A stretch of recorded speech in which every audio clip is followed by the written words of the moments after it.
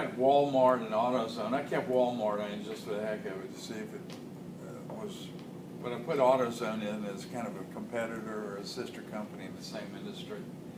But I used the same independent variables we used on the other. Unemployment, CPI, and retail wages. So I kept those the same, those X variables. And I'm going to, I've got some hypothesis that ties unemployment to all O'Reilly Auto Parts sales, CPI to O'Reilly, and retail wages to O'Reilly as well. And hopefully we can get some of these other two variables to be significant.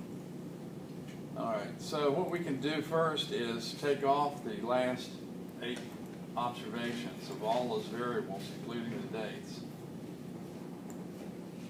1, 2, 3, 4, 5, 6, 7, 8.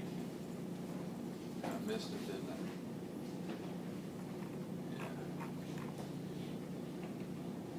Did I miss it again? That's 3, 1 more. Is that right? Yes. Okay. 4, yep. So Control X, and I'm going to Control V those babies right here. And I'm going to call this forecast dates again. This is hold out. This is unemployment forecast. This is CPI forecast.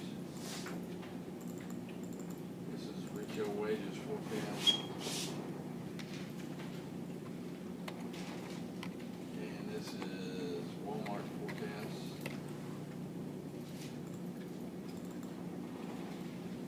AZ forecast. Okay.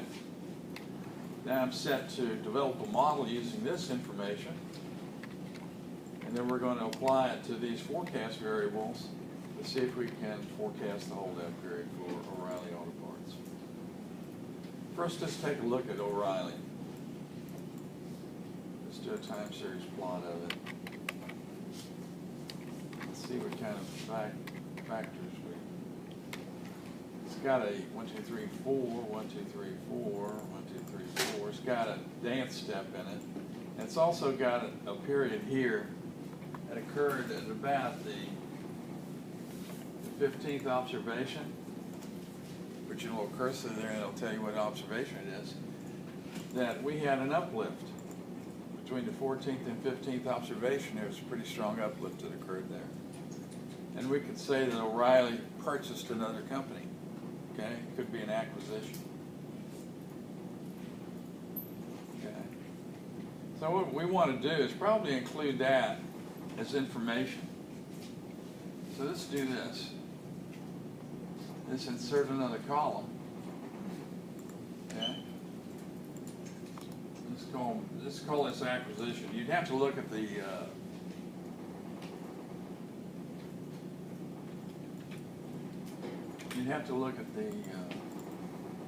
annual report to find out what it was. So we go down to 14, it's 0, and when it hits 15, I'm going to switch it to 1s. Okay?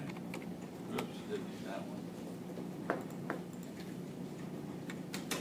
And we're going to need a forecast for it, so just put a forecast in for it as well, insert columns.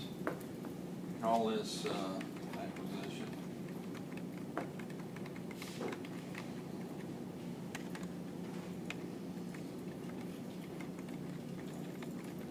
Let's just put 1s in for that. Assuming an acquired company is still there. You could sell it off, by the way, and switch it back. Let's see what we get as in terms of model stat. Well, first, before we do that, let me do this first. Let's go to, we got a time series plot of O'Reilly. Let's look at the ACF, stat, time series, autocorrelation functions. O'Reilly. Number of lags, we got 20, I want to put at least 24 lags in. 30 is better. And it doesn't show any significant seasonalities pointing up here, but it does have strong cycle, doesn't it? Trend cycle. let's leave seasonality out for a while and see if we can get some results that are meaningful. Okay? But it does have seasonal effects. You can see it bouncing around. We might try a seasonal variable later. Stat, regression, fit regression model. Response variable, again, is O'Reilly revenue.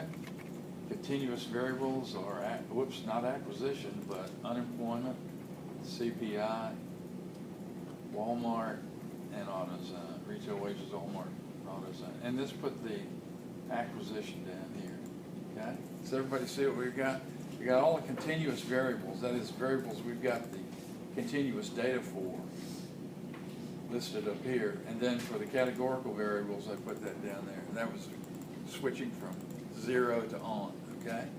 I left the light switch on relative to acquisitions. So now let's just look at the forecast, the model that we got with this. The F statistic is good and high, it's very high, 167. You know, the table value for this is probably hovering around 8, I would say, but you need to look it up. Unemployment looks pretty good in terms of the F statistic. We have some that look like they might not make it, though. The F values are small. R-square adjusted is 97.7. That is, well, you have to use that instead of the simple R-square, simply due to the fact it's adjusted for the number of X variables that we used. So that's pretty high, though, isn't it? 97% of the variation in O'Reilly revenue is explained by all these variables we've got. And what have we got here? Leaving the constant term in, we're not going to monkey with that, but it looks like this is significant, right? Unemployment. CPI looks like it's significant too. Retail wages, that might bounce out. See that? Doesn't look good. The t-value is below 1, probably 2.1 or 2.2, since it's not, we don't have 30 observations. And the p-value is way too high. Same thing for Walmart revenue. It bombed out too. So what we want to do, and AutoZone acquisition seemed to bomb out too. Let's take these out. So on the t-value, it needs to be bigger than 1.96? Yeah, you'd say 1.960, but that is for 30 observations or more, which you guys have. Okay, so you still use a 1.96 for yours. But in this, I've got less than that. It's probably about 2.2. 2.02, that is. So what I'm going to do is I'm going to nuke retail wages and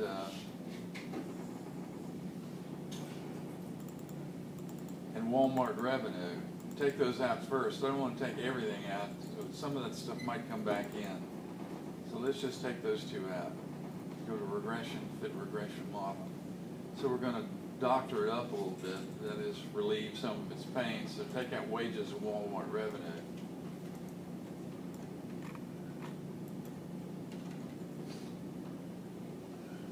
And we'll leave the AutoZone in and see what happens this time.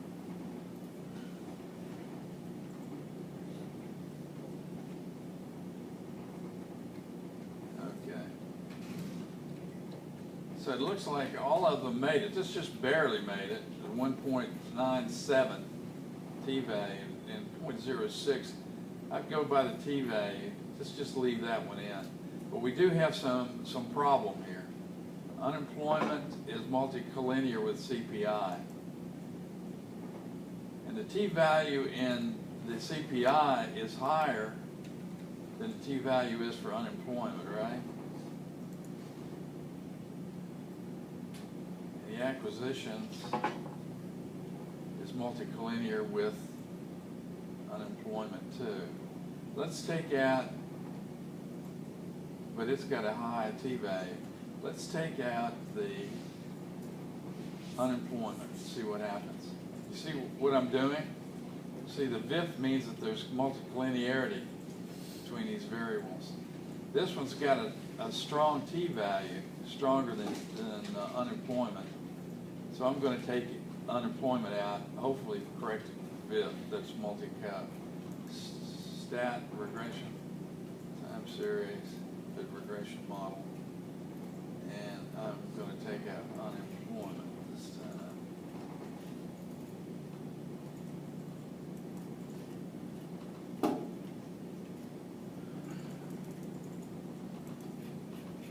Let's look at it.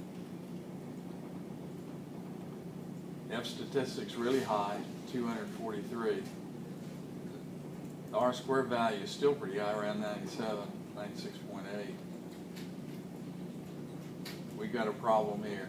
AutoZone now bombs out. You see that?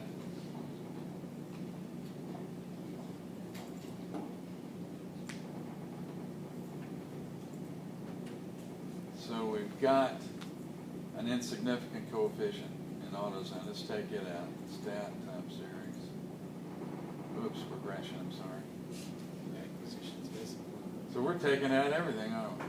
We're nuking it all except for CPI and acquisitions. And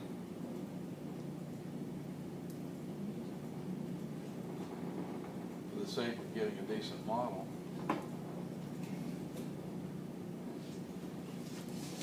Still explaining about 97%. F value is really high because we eliminated another one of the variables. So from a standpoint of simple regression, CPI now is significant. It's got a significant coefficient. So does acquisitions. So relative to the regression equation, this is pretty good. And what does the BIF have to be? Huh? What's the BIF? It's got to be 2.5 or less. VIF has got to, these are collinear, but not enough to cause us to throw the model out, okay?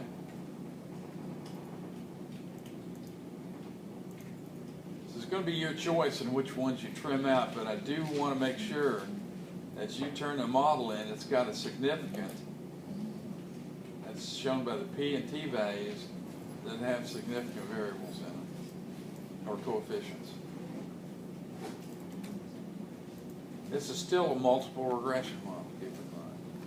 Now let's get a good shot of the residuals from this model. Stat time series, whoops, regression, I'm sorry. So let's go to storage and store the fits and residuals, okay?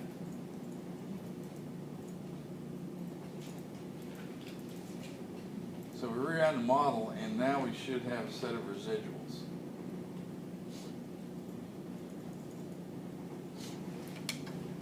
If I can get this thing to move over. See the residuals and fits that I just stored? For the variable. Let's look at the residuals.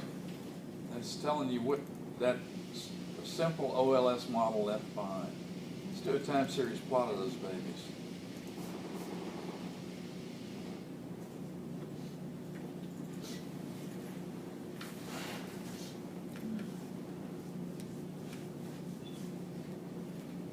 There may be some seasonality in it. Let's look at the ACS.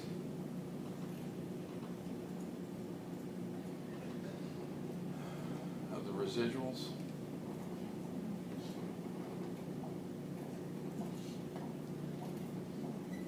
Doesn't look like it's significant. So in this model, we don't have to treat seasonality. It's not going to give us any benefit. Does everybody see that the fourth lag period in those residuals is not significant? It still has what?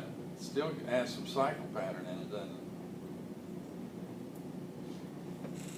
Look at the 12th. Yeah, very strong cycle. This occurs early on. That's so. And this should be less than 36.4. This one should be less than 21, right? So we've got significance through the 12th lag period. That's indicative of the fact that we've got some strong trend associated with it, or cycle. then you can see the cycle pattern in the data. In fact, it's strong enough to create a trend in the data series. That's what this thing is telling us. It's a really strong cycle, Lieutenant. So what would you expect the Durbin-Watson statistic to be in something like this? It's got strong trend and cycle. You think it'd be high or low?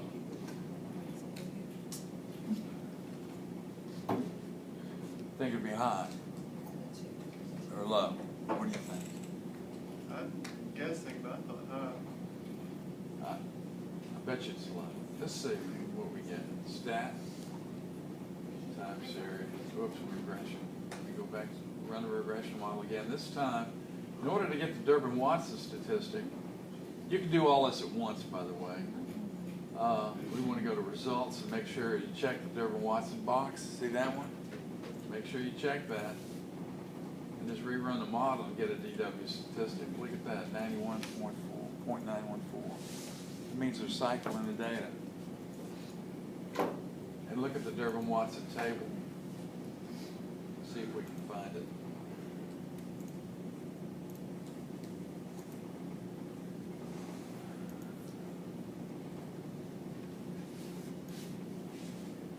Durbin-Watson statistic, we had 25 observations and K number of independent variables. How many did we have? 2, right? CPI and acquisitions. Isn't that right? We had 25 observations. Lower limit is what? 1.21? So we're well below low limit. Isn't that right? So we got what? We're down in here. Got positive serial correlation, which means we have this. Isn't that what we show? And see this positive serial correlation? It's got a trend cycle in it. See it? Those could be the residuals. So we have positive serial correlation. So we'd have to try to correct that somehow or other. All right. So we don't have a good regression model as a result of that. See serial correlation. Error terms, serial, yada, yada, yada. Auto regression in the error terms. Let's see how to correct it. Come on.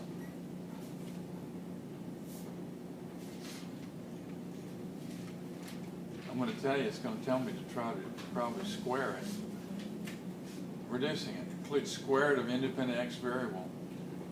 Okay, so we can go back in the model and see if we can try to square that CPI that we used. So we go back to the data series and see where we have the CPI variable. And just create another one right behind it, insert a column, and call that CPI square.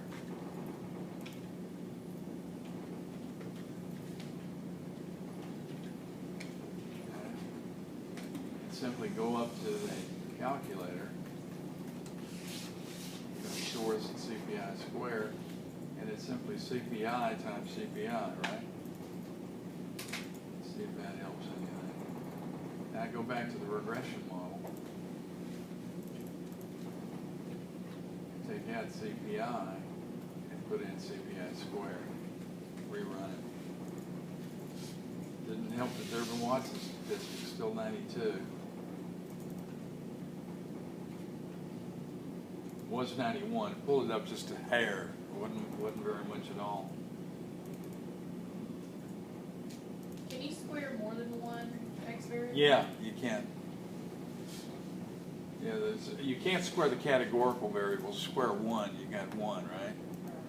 So it doesn't do any good to do that. But any of the other variables you could square. Actually, I need another variable.